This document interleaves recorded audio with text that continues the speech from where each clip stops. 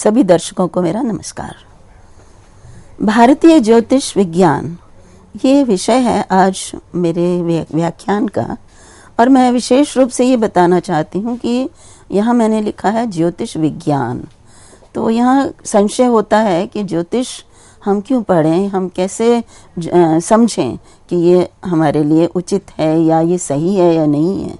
इसीलिए मैंने ये आपको स्पष्ट करने के लिए बताना चाहती हूँ कि ज्योतिष एक विज्ञान है। हम जानते हैं कि विज्ञान का अर्थ क्या होता है। विज्ञान का अर्थ वही होता है जो कुछ भी हम सूत्र बनाते हैं उसको प्रयोग की दृष्टि से सिद्ध किया जा सके। तो ज्योतिष तो अपने आप में विज्ञान इसीलिए है कि जो जितनी भी आकाशीय ज्योतियां हैं उनकी गणना करके कि किस समय कौन सी ज्योति, कौन सा नक्षत्र, चंद्र, तारा इत्यादि ग्रह कहाँ पर हैं, इसकी जानकारी हम सिद्ध करके दिखाते हैं। तो इसी को हम कहते हैं गणित ज्योतिष। आकाश में जो ग्रह, जो नक्षत्र जन्म के समय जहाँ भी होता है उसके आधार पर गणना की जाती है, और गणना करके हम उसका प्रभाव उस जातक के जीवन पर फलित करते हैं। तो ऐसा हम नहीं कह सकते कि ज्योतिष को विज्ञान क्यों माना जाए। तो विज्ञान क्यों ना माना जाए, यही मैं आपके सामने स्पष्ट करना चाहती हूँ।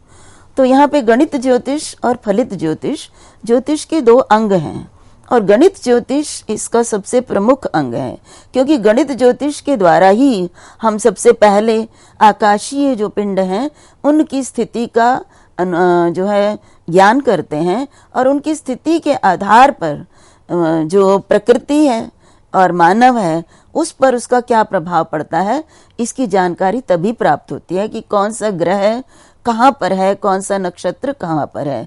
क्योंकि यथा ब्रह्मांडे तथा पिंडे, मतलब हमारा शरीर भी जो है उस जो है जिस प्रकार से आकाश में पिंड है उसी प्रकार से शरीर पर भी, शरीर के भागों पर भी जो जो ग्रह, जो जो नक्षत्र जहाँ होता है उसकी स्थापना करके और उसके प्रभाव को देखा जाता है। यदि वहां पर शुभ ग्रह हो तो शुभ प्रभाव होता है जीवन में, और यदि वहां पर अशुभ ग्रह हो तो जीवन में उसका अशुभ प्रभाव होता है। तो यहाँ पे देखिए, ये जो जीवन में शुभ अशुभ की प्राप्ति होती है, इस पर भी एक प्रश्न उठता है कि ये ऐसा क्यों होता है कि इस जन्म में हमने अच्छे काम किए हैं और कर भी रहे हैं, फिर भी हमें अशुभ फल मिलता है। फिर भी बहुत से लोग ऐसे हैं जो जीवन में दुखी रहते हैं। तो इसका ये कारण ये है कि हमारे जो कर्म हैं उनके अनुसार हमें फल की प्राप्ति होती है। जो लोग पुनर्जन्म में कर्म फल में विश्वास करते हैं वो समझते हैं कि मनुष्य जो है वो यद्यपि इस जन्म में उसने कुछ भी बुरा काम नहीं भी किया हो, तो जो पूर्व जन्म में जो हमने कार्य किए हैं, जो कर्म किए हैं, वो संचित हो जाते हैं, वो एकत्र हो जाते हैं, क्योंकि उस जन्म में हम उतना ही भोग पाते हैं जितना हमारे पास जीवन है, और जो कर्म बाकी हैं उनका फल भोगने के लिए हमें पुनर्जन्म की प्राप्ति होती है, और उसे हम अगले जन्म में भोगते हैं। तो जो जन्म हमें पूर्व जन्म में हमने किए जो कर्म, और जो हमारे एकत्रित हो गए, उनको हम कहते हैं संचित कर्म। तो कर्म जो 3 प्रकार के हैं, उसमें पहला होता है संचित कर्म। संचित, जिस तरह से हम अपने बैंक में खाता खोलते हैं और उसमें हमारा जो धन है वो अर्जित किया हुआ वो उसमें जमा होता रहता है, और उसमें जितना हम खर्च कर पाते हैं उतना करते हैं, बाकी वो कैरी फॉरवर्ड आगे वो चला जाता है। यही स्थिति है कि एक जन्म में उन कर्मों में से जितना फल हमने भोग लिया तो बाकी संचित रहता है, और वो अगले जन्म में हमें उसका फल प्राप्त होता है। तो ये जो है कि सुख दुख जो है, हम अच्छा काम करने पर भी दुखी रहना, ये कैसे होता है, क्यों होता है, तो ये संचित कर्म के फल के अनुसार होता है। दूसरे जो कर्म होते हैं प्रारब्ध कर्म। जब हम अगला जन्म लेते हैं तो उस जन्म में जितने कर्मों का फल हम भोग सकते हैं उतना ही तो भोगेंगे। मान लीजिए हमने पूर्व जन्म में संचित कर्म किए, हमारे संचित कर्म हैं, और वो सारे के सारे हम कहें कि जो अगला जन्म है उसमें हम भोग लेंगे, तो ये संभव नहीं होता। तो जो कर्म हम, जो पूर्व जन्म के कर्म इस जन्म में हम उनका फल प्राप्त करते हैं वो प्रारब्ध फल कहता है, उसको प्रारब्ध फल कहते हैं। अर्थात वे कर्म जो पूर्व जन्म में हमें प्राप्त हमने किए हैं, उनमें से जिनका फल हम इस जन्म में भोगेंगे, जितनी हमारी आयु है, तो वो प्रारब्ध फल कहलाता है, और प्रारब्ध कर्मों का फल। और फिर इस जन्म में भी तो हम कर्म कर रहे हैं, अच्छे बुरे कर्म हम करते हैं, और ऐसा नहीं कि हमेशा ही हम अच्छे कर्म करें, हम अनजाने में भी कई ऐसे कर्म करते हैं जो कि शुभ फलदायी ना होकर अशुभ फलदायी भी होते हैं। तो वो जो हम कर्म कर रहे हैं उनका हमें फल कैसे मिलेगा, तो इसका ज्ञान जो है वो गोचर के द्वारा होता है। तो यहाँ पे देखिए, योग के द्वारा हमें संचित कर्मों का फल प्राप्त होता है। योग यहाँ पे पतंजल योग की बात नहीं की जा रही है, यहाँ योग का अर्थ है जो ग्रहों का हमारे जीवन में, हमारी जन्म पत्री में हमारा जो ग्रह हैं उनका परस्पर किस प्रकार का संबंध है। और अनेक प्रकार के संबंध ज्योतिष शास्त्र में बताए गए हैं, जो कि फलित में हम आगे देखेंगे। परंतु यहाँ अब ये जो योग है कि ग्रहों का भावों के साथ ग्रहों का परस्पर किस प्रकार का संबंध है, इसके आधार पर ये निश्चित किया जाता है कि जो हमारे संचित फल हैं उनका जो है क्या फल प्राप्त होगा, शुभ होगा या अशुभ होगा। अगर शुभ का योग है, शुभ ग्रहों का परस्पर योग है, संबंध है, दृष्टि संबंध है, तो वहां पर हमें शुभ फल प्राप्ति होगी जीवन में। अन्यथा यदि हमारे अशुभ जो है ग्रहों का योग है परस्पर, तो वहां पे अशुभ की प्राप्ति होगी। इसी प्रकार से देखिए, जो हमारे प्रारब्ध कर्म हैं, जो हम इस जीवन में प्राप्त करने वाले हैं, इस जीवन में जो हमें संचित कर्मों के आधार पर जो हमने अब जन्म लिया है, उसमें जो हमें फल प्राप्त होगा उसका निर्धारण दशा से होता है। और क्रियमाण फल का निर्धारण मैंने बताया गोचर से होता है। गोचर का अर्थ है कि इस समय हमारे जो है आकाशीय जो पिंड हैं उनकी स्थिति कैसी है, और उसके आधार पर हमारा जीवन जो है, हमारा जो वर्तमान समय है वो कैसे होगा। तो प्रारब्ध फल दशा के द्वारा निर्धारित होता है। तो आज मेरा जो वास्तव में जो मैं बताना चाहती हूँ वो दशाओं के विषय में ही बताना चाहती हूँ। देखिए, हमने ये जान लिया कि दशाओं के द्वारा हम प्रारब्ध फल, अर्थात इस जीवन में जो हमें फल प्राप्त होने हैं जीवन काल में, उनके बारे में जानकारी प्राप्त करते हैं। तो दशाओं का महत्व क्या है, दशा क्या होती है, ये जानना बड़ा ही आवश्यक है। अब दशा मीन्स स्थिति। दशा को यदि हम कहें कि दशा का जो है शाब्दिक अर्थ क्या है, तो दशा का अर्थ होता है स्थिति। अर्थात जो मनुष्य का पूरा जीवन है, और मनुष्य का जब जन्म होता है तो उस जन्म के समय आकाश में जो ग्रह हैं, तो वहां वो ग्रह जो है उसके जन्म के समय कहाँ पर है, उसकी स्थिति क्या है, इसी को हम कहते हैं दशा। और मनुष्य की जो आयु है वो 120 वर्ष की मानी जाती है, 100 वर्ष भी कहते हैं, परंतु ये जिस दशा की बात मैं कर रही हूँ, विंशोत्तरी दशा पर मैं आज बोलूंगी, तो उसमें जो मनुष्य की आयु है वो 120 वर्ष की मानी जाती है। और उस 120 वर्ष में जितने भी 9 ग्रह हैं, तो उन 9 ग्रहों की जो है वो कितनी जो है उनकी कितने वर्ष तक एक ग्रह की स्थिति रहती है, इसकी जानकारी हमें प्राप्त करनी है। तो यहाँ पर एक प्रश्न, ये बात और भी मैं कहना चाहूंगी कि मान लीजिए हमारी जन्म कुंडली में एक ग्रह जो है वो शुभ फल देने वाला है, किसी भाव का ग्रह, तो हमारे सामने यही प्रश्न उठता है कि क्या वो ग्रह हमेशा ही पूरा जीवन हमें शुभ फल देगा, या कभी कभी ऐसा भी होता है कि शुभ होने पर भी मनुष्य कई बार जो है उसको शुभ फल प्राप्त नहीं होता है। तो इसका जो है, इसके लिए दशा जो है वो परम उपयोगी है। ये जिस ग्रह की दशा होती है वो ग्रह उस दशा में जो है वो शुभ या अशुभ फल देता है। ऐसा नहीं है कि अगर हमारी 100 वर्ष की आयु है और हमारी कुंडली में वो जो ग्रह शुभ फल देने वाला है, तो वो 100 के 100 वर्ष में शुभ ही होंगे उस भाव के लिए, ऐसा नहीं होता है।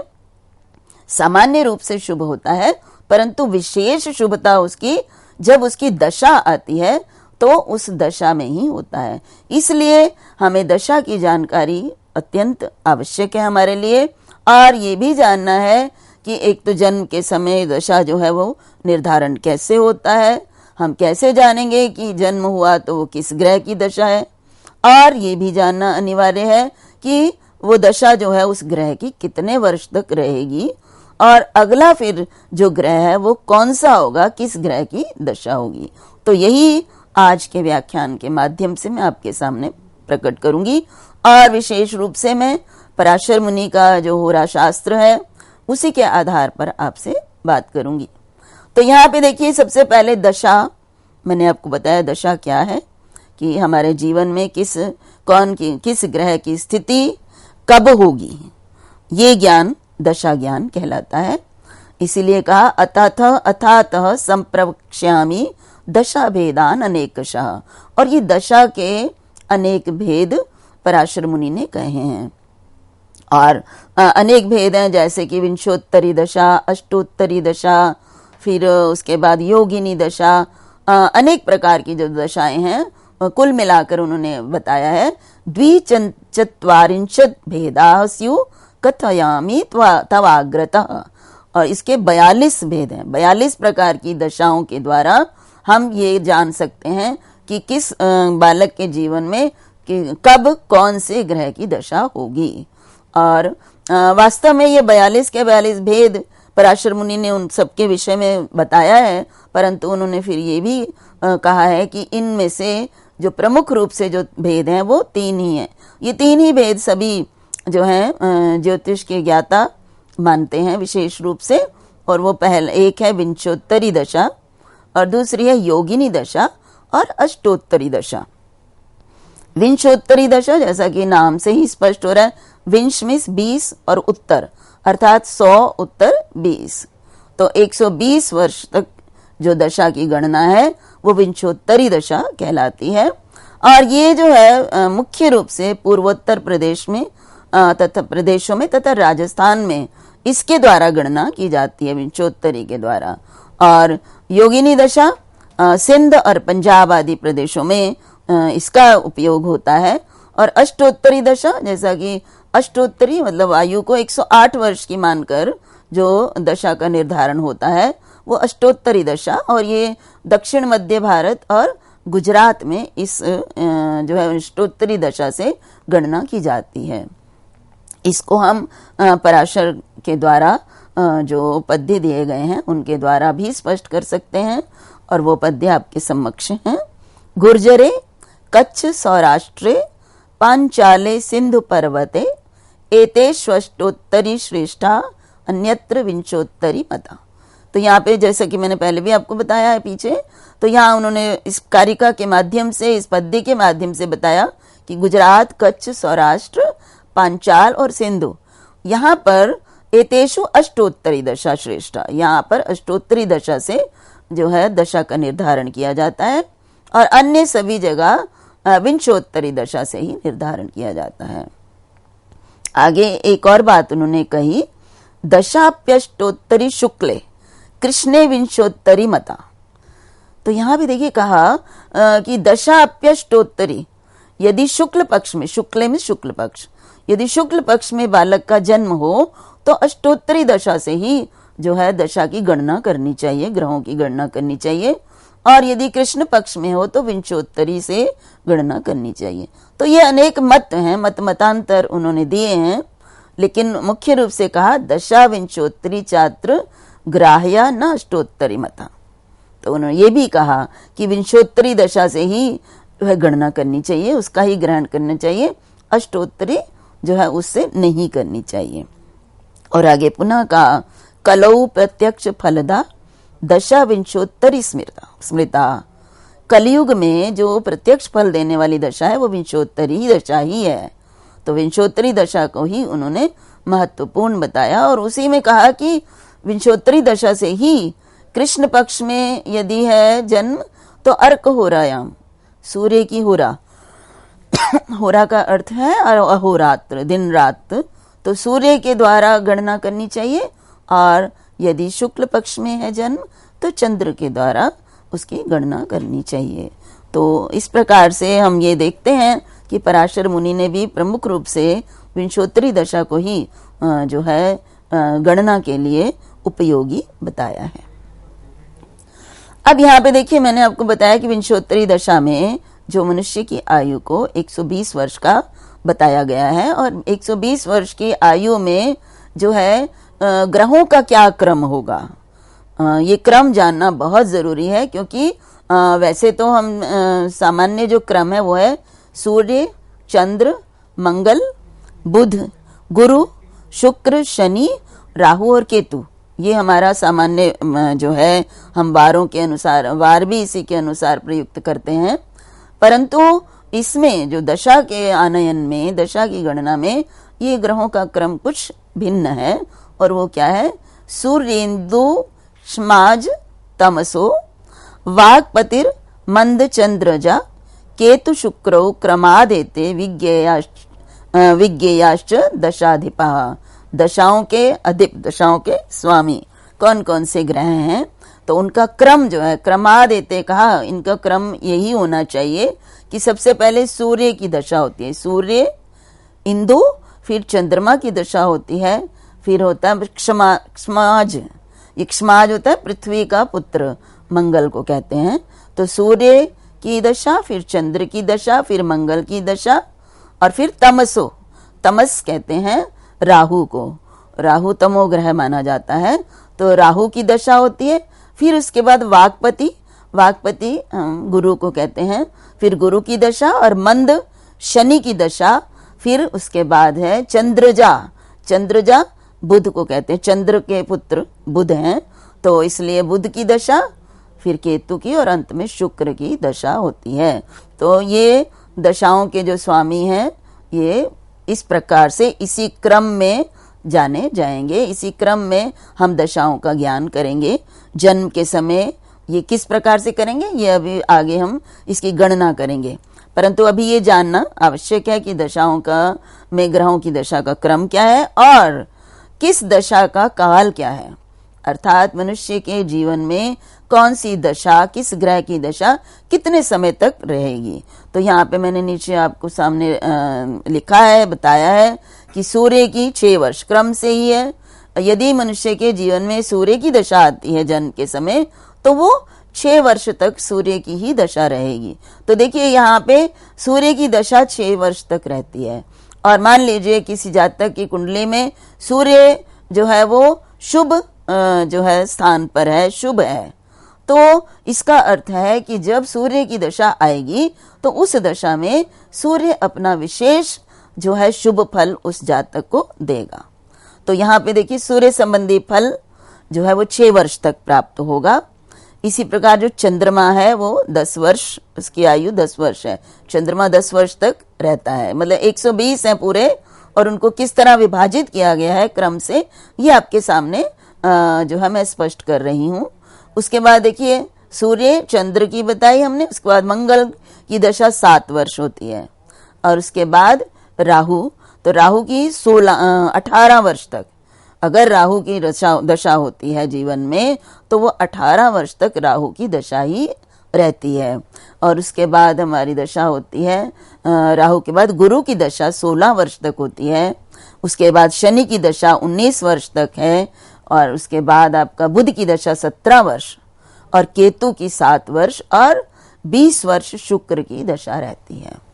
तो देखिए ये जब हम आनयन कर लेते हैं कि बालक का जब जन्म हुआ तो किसकी दशा चल रही थी, तो आगे फिर हम गणना कर सकते हैं कि जब इतने वर्ष का होगा तो उसकी चंद्र की दशा आरंभ होगी, या इतने वर्ष का होगा तो फिर उसकी मंगल की होगी। तो ये गणना की जा सकती है। यहाँ पे भी एक प्रश्न है कि यहाँ पर 6 वर्ष की सूर्य की दशा है, मान लीजिए किसी के जातक के जन्म कुंडली में जन्म के समय, तो वो 6 वर्ष मान लीजिए वहां अशुभ ग्रह जो सूर्य जो है वो अशुभ ग्रहों के साथ संबंधित है और अशुभ फल देने वाला है, तो क्या वो पूरे के पूरे 6 वर्ष अशुभ फल देगा? ये भी एक जो है विषय है जिसके विषय में जानना अनिवार्य है। तो ऐसा नहीं होता।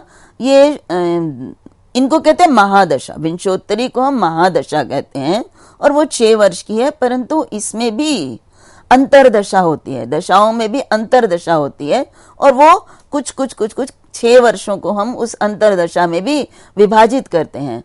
तो यदि अशुभ ग्रह की दशा हो और उस अंतरदशा भी शुभ ग्रह की हो, मान लीजिए किसी जातक के जन्म में हमें दशा और अंतरदशा दोनों ही देखनी पड़ेगी कि यदि मान लीजिए दशा आ गई जो है राहु की, तो अब राहु की दशा तो कितने वर्ष तक रहेगी?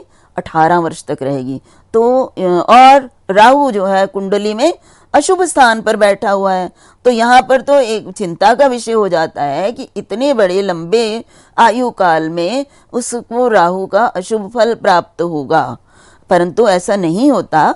इन 18 वर्षों में या प्रत्येक महादशा में भी अंतरदशाएं होती हैं और उनका उसके जो काल है, वर्ष हैं, उनको उन 9 की 9 फिर जो 9 ग्रहों की अंतरदशा, जैसे 9 ग्रहों की महादशा होती है, उसी के अनुसार अंतरदशा में विभाजित किया जाता है। और यदि अशुभ ग्रह की महादशा में शुभ ग्रह की अंतरदशा आ जाती है, जिस समय, वो भी समय होता है, उसको भी निर्धारित किया जाता है गणना के द्वारा, तब क्या होता है? तब उसकी जो अशुभता है वो कम हो जाती है, वो अपना उतना अशुभ फल नहीं देता। इसलिए अशुभ ग्रह की महादशा में भी शुभ फल की प्राप्ति का कारण अंतरदशा में शुभ ग्रह का होना है। तो ये है कि इन विंशोत्तरी दशा या अंतरदशाओं की जो जानकारी होने से किस प्रकार से फल की प्राप्ति होती है, ये मैंने आपके सामने संक्षेप में बताया है। अब क्योंकि गणित ज्योतिष पर ही हम चर्चा कर रहे हैं, तो अब विंशोत्तरी दशा जो है, मैंने बताया कि जन्म के समय उसका निर्धारण होता है कि बालक जब जन्म लेता है तो उस समय उसके जीवन में कौन से ग्रह की दशा चल रही है। तो दशा का आनयन करने का प्रकार है और उसके लिए कारिका है, आनयन प्रकारम च शृणुष्व द्विज पुंगव नाम नक्षत्र पर्यंतम आर्क्षादि कृत्तिकादितः गणयेत कृत्तिका भाच यद्वै जन्म भावधि नवभिश्च हरेद भागम शेषम ग्रह दशा भवेत। देखिए, मैं कोई भी जो गणना या कोई भी जानकारी है, बिना प्रामाणिक ग्रंथ को उद्धृत किए जो है हवा में नहीं बात की जाती है। हमारे पराशर मुनि जो कि प्रामाणिक हैं, जिनका ग्रंथ होरा शास्त्र जो है ज्योतिष का प्रमुख आधार है, तो उसी के आधार पर उनकी कारिकाएं, उनके श्लोक देखकर मैं आपके सामने ये स्पष्ट करना चाहती हूँ कि जो कुछ भी है ये प्रमाण सिद्ध है और ज्योतिष विज्ञान ही है। तो यहाँ पे देखिए, इन्होंने कहा कि मैं आपके सामने इसका आनयन प्रकार कि किस ग्रह की विंशोत्तरी दशा होगी, ये मैं बताना चाहता हूँ। तो यहाँ पे देखिए, नक्षत्रों के विषय में मैंने पूर्व व्याख्यान में आपके सामने बताया हुआ है कि नक्षत्र 27 होते हैं और 27 नक्षत्र, और ये जो है एक एक ग्रह में जो है वो नक्षत्र जो है वो, क्योंकि एक नक्षत्र जो है उसके 13.2 जो है 13-20 उसका है अवधि होती है। तो इस, और जबकि जो ग्रह है वो 30 अंश चलता है एक ग्रह दूसरे ग्रह में पहुंचने के लिए, तो इसलिए 30 अंश में जो है कितने नक्षत्र आ जाते हैं, तो उसमें 2 तो नक्षत्र आते हैं, उसके बाद एक जो नक्षत्र है उसका एक भाग आकर जो है वो पूरा एक 30 अंश बनता है। तो ये मैंने आपके सामने गणना जो है पूर्व में की हुई है। तो यहाँ पे देखिए, अब हम देखेंगे कि कृत्तिका नक्षत्र से लेकर और नाम नक्षत्र पर्यंत, अर्थात जिस दिन बालक का जन्म हुआ है, मतलब गणना हमें करनी है कृत्तिका नक्षत्र, 27 नक्षत्र, उनका क्रम, उनका मैंने पूर्व में आपके सामने पूरा ये स्पष्ट किया हुआ है। अश्विनी, भरणी, कृत्तिका, रोहिणी, मृगशिरा, आर्द्रा, पुनर्वसु, पुष्य इत्यादि, इस प्रकार के क्रम, हमें क्रम का ज्ञान बहुत आवश्यक है। जब हम क्रम का ज्ञान अगर हमें नहीं होगा तो हम सही जो है वो दशा के विषय में नहीं बता पाएंगे, नक्षत्रों का क्रम। तो यहाँ पे देखिए, कहा कि कृत्तिका नक्षत्र से हमें आरंभ करना है, गणना करने की बात कर रही हूँ। और कृत्तिका नक्षत्र जो है वो दूसरा नक्षत्र है, अश्विनी, भरणी और कृत्तिका तीसरा नक्षत्र है क्रम से।